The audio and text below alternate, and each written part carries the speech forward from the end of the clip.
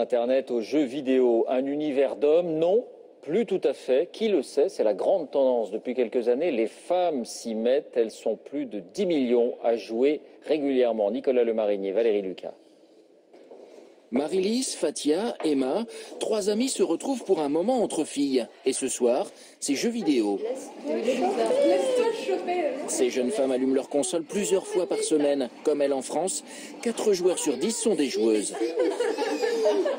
Mais qu'est-ce qui leur plaît dans ce loisir réputé macho?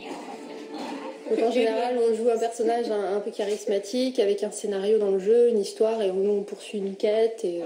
30 ans à peine. L'une a commencé à jouer à 10 ans, l'autre 5 ans. Ces gameuses, les joueuses en franglais, font jeu égal avec leurs homologues masculins. Il y en a beaucoup que j'ai croisés pour qui c'est le rêve d'avoir une copine qui soit gameuse, quoi. Parce qu'ils disent, enfin, elle comprend, quand je lui parle, elle comprend.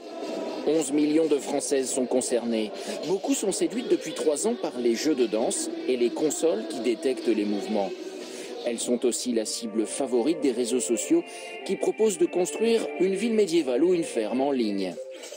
Abigail Gudjo aime tellement les jeux vidéo qu'elle en a fait son métier.